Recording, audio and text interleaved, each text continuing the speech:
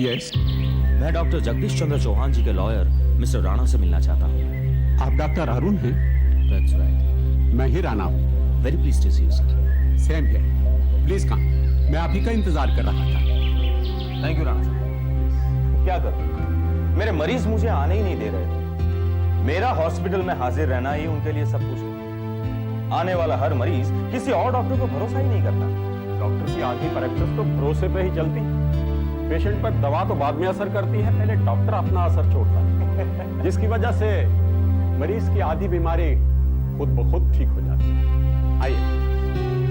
राणा साहब, आपकी बातों से लगता है कि डॉक्टर के पेशे को आपने काफी करीब से देखा। ठीक पहचाना आपके दूर के चचा डॉक्टर जगदीश चौहान के साथ 15 साल गुजारे हैं मैंने, और किसी के पेशे को जानने के लिए मेरे ख्याल से 15 साल का अरसा काफी होता है। आपका मतलब है कि आप पिछले 15 साल से चाचा जी के वकील हैं? ये वैसे ज्यादा नजदीकी पिछले 5 सालों में। वो क्या है कि बहुत बीमार रहने लगे, इसके बावजूद भी उन्होंने रिसर्च का काम आखिरी दम तक लैब में रिसर्च करते हैं। समझ में नहीं आता वो किस चीज पर रिसर्च कर रहे हैं। राणा साहब, अंकल का कहना था कि इंसान के जिस्म का कोई भी हिस्सा कट जाए और उसे संभाल कर रख दिया जाए तो उसे फिर से हरकत में लाया जा सकता है। डॉक्टर अरुण, क्या ये मुमकिन है? राणा साहब, इस दुनिया में कोई भी चीज नामुमकिन नहीं है। अगर चाचा जी अपने रिसर्च में कामयाब हो जाते तो दुनिया के बड़े साइंटिस्टों में उनका नाम लिया जाता। लेकिन अफसोस, वो अपनी तमन्ना दिल में लेकर ही इस दुनिया से चल गए। वैसे हर एक को एक ना एक दिन तो जाना ही है। खैर राणा साहब, ऐसी कौन सी बात थी जो आपने मुझे फोन पे नहीं बताई और मुझे यहां आने के लिए कहा? डॉक्टर चौहान आपकी बहुत तारीफें किया करते थे। ऐसी क्या बात थी कि हर वक्त उनके होंठों पे आप ही का नाम होता था? राणा साहब, कोई भी आदमी किसी के भी दिल में ऐसे ही जगह नहीं लेता। कोई ना कोई बात होगी जिसकी वजह से चाचा जी मुझे इतना चाहते थे। इतना ही नहीं डॉक्टर अरुण, उन्होंने अपनी सारी दौलत भी आपके नाम कर दी, जिसकी वजह से उनके करीबी रिश्तेदार जिन्होंने उनकी काफी सेवा की थी, सबके सब नाराज हो गए। कोई खास बात ही होगी। डॉक्टर अरुण, मुझे ये पूछना तो नहीं चाहिए, लेकिन फिर भी हालात को देखते हुए मैं उस बात की वजह जानने के लिए बेचैन हूं। राणा साहब, मेरे ख्याल से सिर्फ एक ही किस्सा है जिसकी वजह से मैं चाचा जी के किस्सा? कैसा किस्सा? राणा साहब, कुछ साल पहले की बात है। एक दिन अचानक मुझे चाचा जी ने मिला, जिसमें उन्होंने मुझे जल्दी आकर मिलने के लिए कहा। मैं अपना सारा कामकाज छोड़कर उनको मिलने पहुंचा। अरुण बेटे, आज मैंने तुम्हें एक ऐसी बात बताने के लिए बुलाया है जिसे मुझसे सुनने के बावजूद भी शायद उस पर तुम यकीन नहीं कर पाओगे। अंकल, मैंने आपको देखकर जिंदगी जीना सीखा है। आप कहें और मैं ना मानूं, यह कैसे मुमकिन है? अजीब सी बात है बेटे। अगर हम जैसे पढ़े लिखे ऐसी बातों पर यकीन कर लेंगे तो दुनिया हमें डेफिनेटली पागल समझेगी। अंकल, आप बताइए कौन सी बात है? देखो बेटे, जो बात मैं तुम्हें बताने जा रहा हूं, काफी दिनों से यह बात मेरे दिलो दिमाग पर एक बोझ की तरह बैठी हुई है। वैसे तो मेरे बहुत से रिश्तेदार हैं जो इसी इलाके में रहते हैं और हर दूसरे तीसरे दिन मुझसे आके मिला भी करते हैं, लेकिन मैंने आज तक किसी से यह बात कही नहीं। न जाने तुमसे यह बात क्यों करने जा रहा हूं।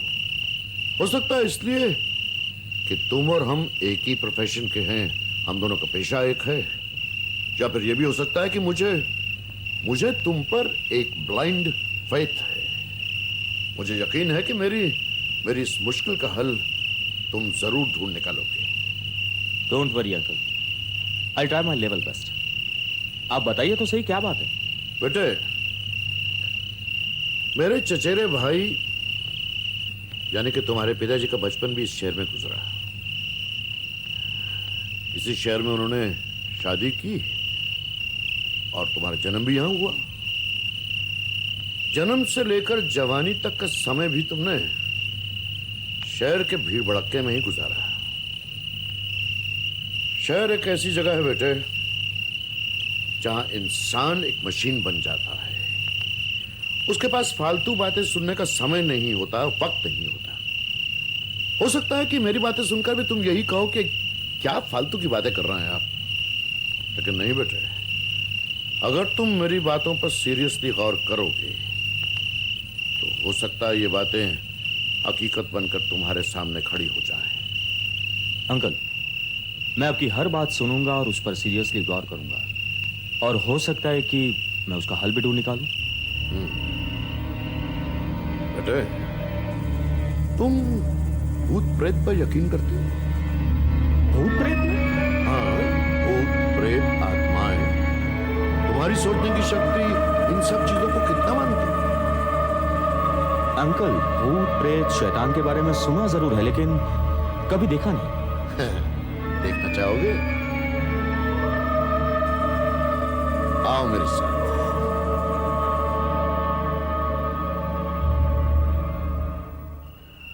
आओ बेटे। यह है मेरी छोटी सी लेबोरेटरी, मेरी छोटी सी दुनिया। फैंटास्टिक अंकल, काफी बड़ा लैब है। घर के अंदर इतने बड़े लैब का होना ताज्जुब की बात है। अरे बेटे, ये तो कुछ भी नहीं है। It's just a miniature. हाँ, अगर तुमने मेरी अफगानिस्तान वाली लेबोरेटरी देखी होती तो बात थी। वो थी लेबोरेटरी, एक अलग, एक कंप्लीट दुनिया थी वो। अंकल, आपके उस लैब के बारे में सुनकर काफी दुख हुआ। कोशिश तो बहुत की थी इस लेबोरेटरी को भी वैसा बनाने की, लेकिन अब तक अरमान अधूरे हैं। डोंट वरी अंकल, अब मैं आ गया हूं तो हम दोनों मिलकर इस लैब को सजाएंगे। आज की रात इस लेबोरेटरी में सोने के बाद हो सकता है तुम अपना इरादा बदल दो। यहां इस लेबोरेटरी में? हाँ, इस लेबोरेटरी में। यहां एक रात गुजार लोगे ना बेटे, तो खुद ब खुद समझ जाओगे कि तुम्हारा अंकल किस नर्क में जिंदगी गुजार रहा है। अंकल, यहां ऐसी कौन सी बात है? मैं कहूंगा तो शायद यकीन नहीं कर पाओगे, इसलिए बेटर यह है कि खुद तजर्बा हासिल कर लो।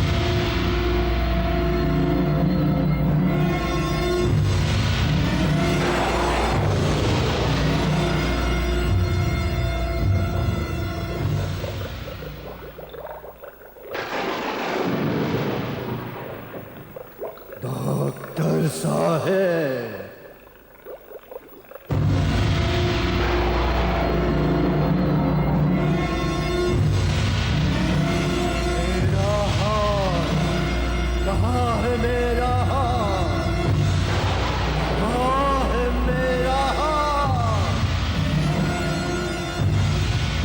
मेरा हाथ कैसा है, कहाँ है मेरा हाथ,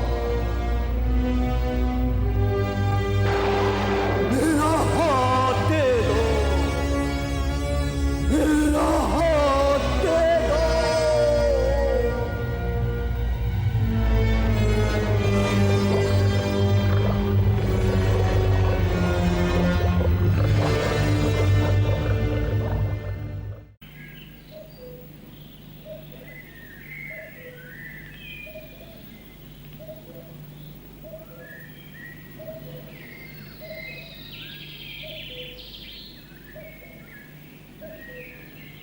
गुड मॉर्निंग अंकल।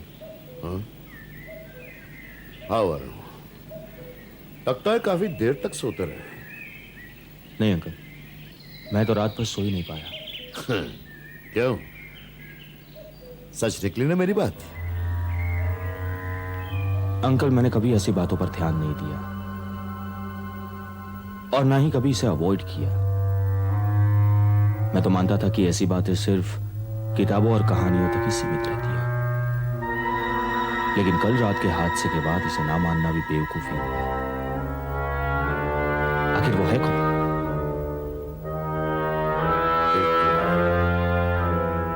एक आत्मा है जो पिछले 1 साल से मुझे परेशान कर रही है। पहले तो हर रात वो मुझे आके जगाए रखती थी, लेकिन अब मुझे खुद जागने की आदत सी पड़ गई है। शाम होती है, दिल में एक अजीब भय सा पैदा होता है, धड़कनें बढ़ जाती हैं और न चाहते हुए भी मैं खुद उसका इंतजार करने लगता हूं। पिछले 1 साल से न तो रातों को नींद आती है और न ही दिन को चैन मिलता है। ऐसा लगता है जैसे मैं मौत की तरफ बढ़ रहा हूं। लेकिन अंकल, वो किसकी आत्मा है और वो आपको क्यों परेशान कर रही है? तुम्हें याद होगा बेटे, कुछ साल पहले मैं अफगानिस्तान में था। वहां मेरा एक हॉस्पिटल था जिसमें एक लेबोरेटरी भी थी। मैं दावे के साथ कहता था कि इतनी वेल इक्विप्ड लेबोरेटरी पूरे अफगानिस्तान में नहीं है। इनफैक्ट मैं शोहरत की दुनिया में उड़ रहा था। एक रात मैं अपने दोस्त के यहां डिनर के लिए गया था।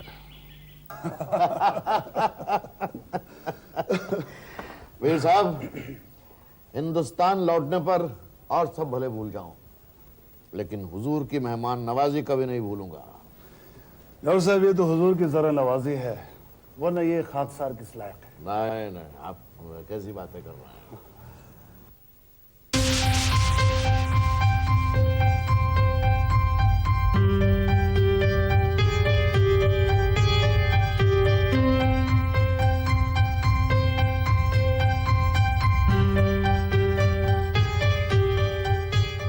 आका, और कुछ ले आऊं? डॉक्टर साहब, और कुछ लेंगे? नहीं नहीं हुजूर, नहीं, शुक्रिया। नहीं, बस। शुक्रिया। ये आपका खादिम पारस नाम है ना इसका? जी हाँ। एक अरसे से देख रहा हूं मीर साहब, इसके दाएं हाथ पे एक पट्टी बंधी रहती है और अमूमन उस पट्टी पर खून का दाग भी होता है। कई बार दिल किया कि इसके बारे में पूछूं, लेकिन हिम्मत नहीं की, ये सोचकर कि कहीं वो बुरा ना मान जाए। अब क्या अर्ज करूं डॉक्टर साहब, उसके हाथ में एक छोटी सी फुंसी निकल आई थी। उस नामाकूल ने उसे छेड़ दिया, उस पर जड़ी बूटियां और पत्ते बांध दिए। अब मैं हमेशा कहता रहा कि किसी अच्छे डॉक्टर को जाकर दिखाओ। मुझे हमेशा यही कहता रहा कि मामूली जख्म अच्छे हो जाएंगे, लेकिन आज वो एक नासूर बन चुका है। अब किसी बेवकूफ़ डॉक्टर से इलाज करवा रहा, जिसकी दवाइयाँ कोई तासीर ही नहीं होती। अगर आपकी इजाजत हो तो क्या मैं इसका इलाज कर सकता हूँ? डॉक्टर साहब, इसमें इजाजत की क्या जरूरत है? वो ठीक हो जाए, मुझे और क्या चाहिए। लेकिन एक बात याद रखिएगा, वो है बड़ा जिद्दी। आप इसकी फिक्र मत कीजिए, वो सब मैं संभाल लूंगा। बस आप किसी बहाने इसे मेरे हॉस्पिटल भिजवा दीजिए। ठीक है डॉक्टर साहब, तो कल ही भेज देता हूं। पारस, अगर तुम जिंदा रहना चाहते हो तो तुम्हें अपना दायां हाथ कटवाना पड़ेगा।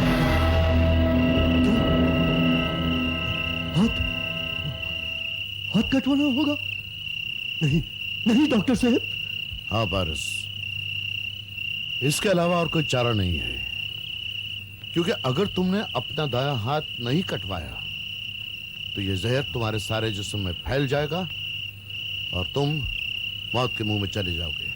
डॉक्टर साहब, मुझे मौत से या अपने हाथ कटवाने से डर नहीं लगता है, मगर मेरे कबीले के बुजुर्गों का यह कहना है कि वो इंसान जन्नत में दाखिल नहीं हो सकता जिसके जिस्म का कोई भी हिस्सा कटा हुआ हो। ये कौन से कबीले की बात कर रहे हो तुम? डॉक्टर साहब, मेरे आका से मुझे पता चला है कि मैं जंदाल कबीले से ताल्लुक रखता हूं और उस कबीले के लोग आतश परस्त हैं, यानी आग की पूजा करते हैं। डॉक्टर साहब, वो लोग उस आदमी को दोज़खी कहते हैं जिसके जिस्म का कोई भी हिस्सा कम हो। मैं अपना हाथ कटवा कर दोज़ख में जाना नहीं चाहता। ये सब सुनी सुनाई बातें हैं पारस। कबीले वालों ने इन बातों को खुद बनाया है, इनमें जरा भी हकीकत नहीं है। हकीकत ये है जो मैं कह रहा हूं। देखो पारस, मैं एक डॉक्टर हूं और तुम्हारा हिमायती भी। मेरी बात मान लो, अगर जिंदा रहना चाहते हो तो अपना हाथ कटवा दो।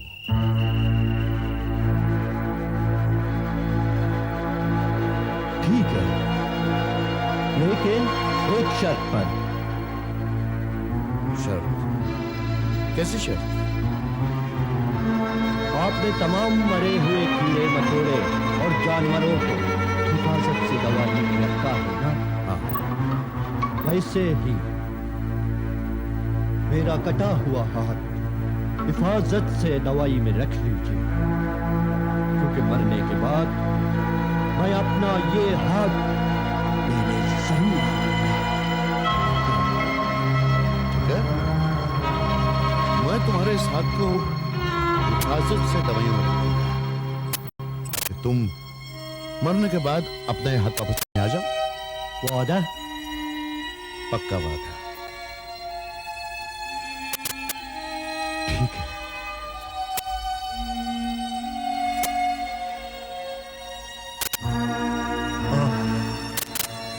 मेरा हाथ काट लीजिए, लेकिन एक बात भूलिएगा नहीं कि मैं मरने के बाद अपना हाथ लेने जरूर आऊंगा।